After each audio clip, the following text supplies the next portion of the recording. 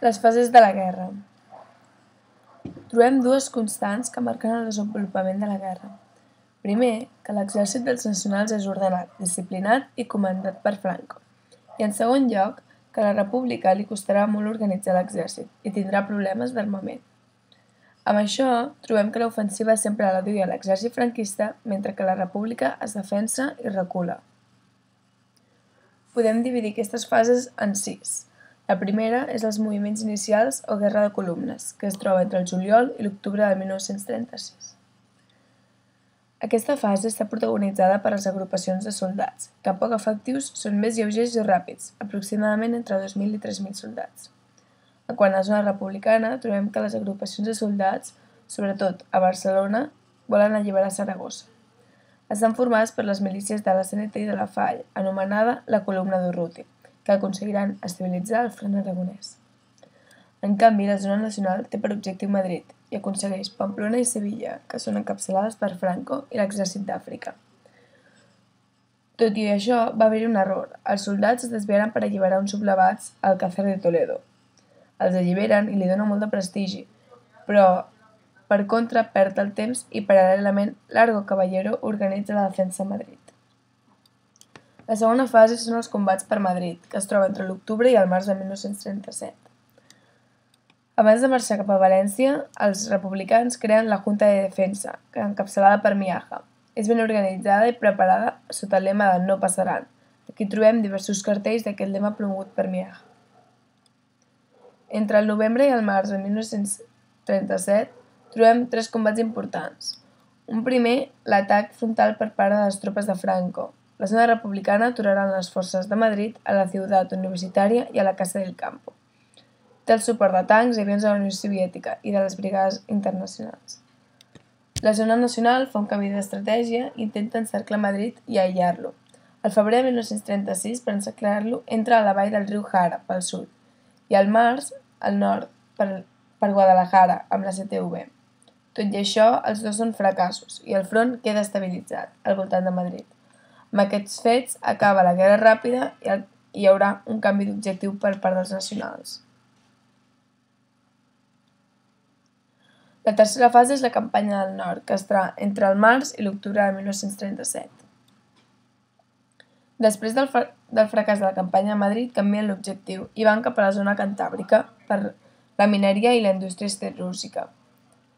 La zona nacional disposa d'una gran concentració d'aviació i d'artilleria. En canvi, la zona republicana de Cantàbria no disposa pràcticament d'armament. Aquí trobem que el 31 de març s'inicia l'ofensiva amb els bombardejos de la Legió Còndor, la legió alemanya, que aproximadament té uns 40 avions. Bombardejaran la primera ciutat, que és Durango, i una altra important és Guernica el 26 d'abril. El 17 de juny cau Bilbao, tot i la defensiva del Cinturón de Hierro, gràcies a Goicoechea, que traiciona els republicans posicionant-se a la zona nacional. A l'agost cau Santander i a l'octubre Gijón, amb l'adjuntament amb la resta d'Astúries. A la zona republicana, simultàniament a l'atac, intenta fer obres de distracció. En un primer moment, l'ofensiva al front de Madrid, el juliol, a la zona de Brumete, i l'ofensiva al front d'Aragó, entre l'agost i el setembre, a Belchite. Tot i això, no servirà per res. La quarta fase és la batalla de Terol, que va entre el desembre de 1937 fins al juny del 1938. La zona republicana, entre el desembre, aconsegueix recuperar Terol. És una de les batalles més dures, però per poc temps, perquè al febrer la zona nacional tornarà a conquistar Terol, i el govern de Negrín es traslladarà a Barcelona per la pressió dels nacionals, per poder governar millor la zona republicana. Aquest fet està més explicat al PowerPoint de la Guerra Civil a Catalunya. Intentaran fer una ofensiva al front d'Aragó, per tal d'entrar a Catalunya i poder dividir la zona republicana. L'abril de 1938 entren per Balaguer, Lleida, i el dia 15 arriben al port de Vinaròs. Així, la zona republicana queda totalment dividida. Aquest fet desmoralitzarà la zona i intentaran fer una negociació amb Franco.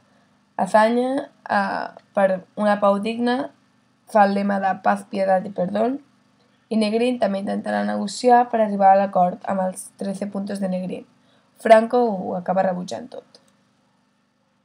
La cinquena etapa és la batalla de l'Ebre i conquesta de Catalunya, que va entre el juliol de 1938 fins al febrer de 1939.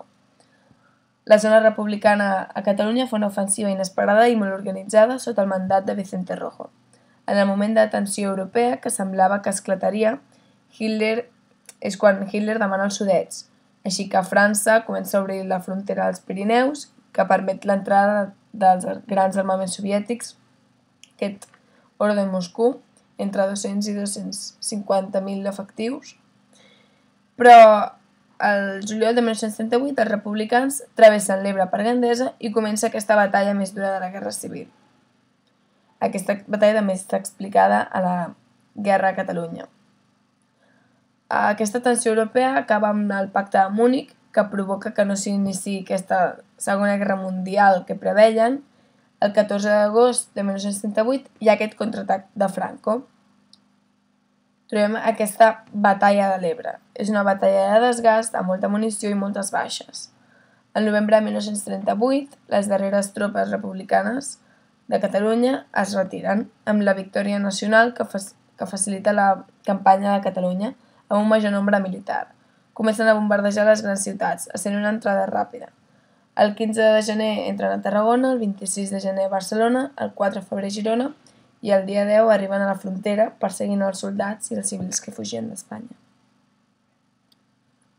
La darrera fase és el final de la Guerra Civil, que dura fins l'1 d'abril de 1939, i aquí també veurem una mica el balanç de morts, empresonats i exiliats, republicans sobretot. El 1940 diu que es mor a Azaña i és enterrat a Montauban, i un altre fet important és que Negrín tornarà a la zona republicana per resistir a principis de març, tot i que retorna a França perquè aquesta zona republicana ha quedat tot molt tocada, intenten fer pactes que no s'aconsegueixen. El 28 de març de 1939 acaben entrant els nacionals a Madrid, abans permeten que marxin per Alacant els republicans, però el 30 de març arriben a Alacant i impedeixen que marxi el darrer vaixell. L'1 d'abril, finalment, signen el comunicat de final de guerra a Burgos, la capital nacional. Aquí veiem el document aquest del comunicat de final de guerra, està encerclat la guerra ha terminado, i el balanç serà aproximadament amb uns 300.000 morts, uns 300.000 empresonats tant en presons com en camps de concentració, alguns afusellats posteriorment, com per exemple Lluís Companys, i uns 300.000 arribant quasi a mig milió d'exiliats.